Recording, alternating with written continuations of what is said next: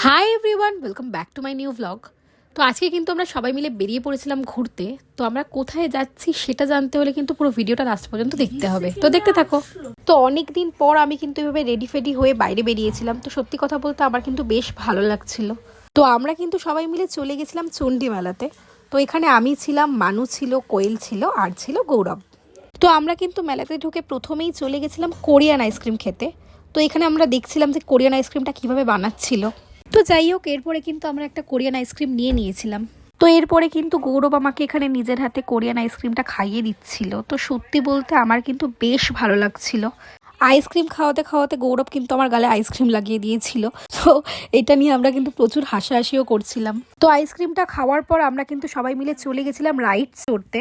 তো এরপরে আমরা সবাই মিলে উঠে পড়েছিলাম টোরা টোরা রাইডসটা চড়তে। তো সত্যি কথা বলতে টোরা টোরা রাইডসটা চড়তে কিন্তু ভীষণ ভালো লাগছিল, আমরা কিন্তু ভীষণ এনজয় করছিলাম। তো রাইডস থেকে নামার পর আমাদের সবারই কিন্তু একটু খিদে পেয়ে গিয়েছিল। তো সেই হিসেবে আমরা সবাই মিলে চলে গেছিলাম পাপড়ি চাট খাওয়ার জন্য। তো এখান থেকে কিন্তু আমরা একটু পাপড়ি চাট নিয়ে নিয়েছিলাম। তো তারপরে সবাই মিলে কিন্তু আমরা এখানে পাপড়ি চাটটাকে খেয়ে নিচ্ছিলাম। তো পাপড়ি চাট খাওয়ার পর আমি কিন্তু চলে গেছিলাম একটা সফট টয়েসের দোকানে। তো সেখানে গিয়ে আমার কিন্তু এই সফট টয়েসটা ভীষণ পছন্দ হয়েছিল, যেটা চেইনটা খুললে কিন্তু একটা র্যাবিট বেরোয়। তো আমি কিন্তু এখান থেকে এটা নিয়ে নিয়েছিলাম। তো এরপরে কিন্তু আমরা সবাই মিলে একটুখানি মেলাটাকে ঘুরে নিচ্ছিলাম। তো তোমরা দেখতেই পাচ্ছ মেলাতে কিন্তু সেদিন প্রচণ্ড ভিড় ছিল।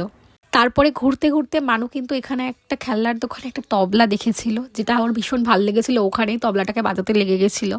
তো এরপর মেলাতে ঘুরতে ঘুরতে আমরা কিন্তু একটা নতুন ধরনের জিনিস দেখেছিলাম, সেটা ছিল একটা চাবির রিং।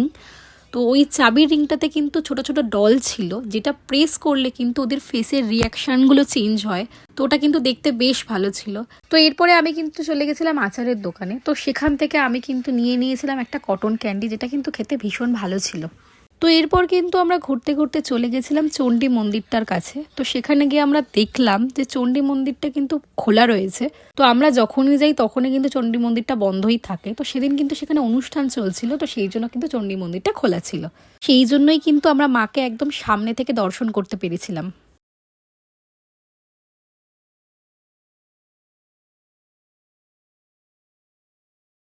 তো এরপর চণ্ডী মন্দির থেকে বেরিয়ে আমি কিন্তু চলে গেছিলাম একটা এয়ার মাপসের দোকানে। তো সেখানে গিয়ে আমার কিন্তু একটা এয়ার মাপস ভীষণ পছন্দ হয়েছিল।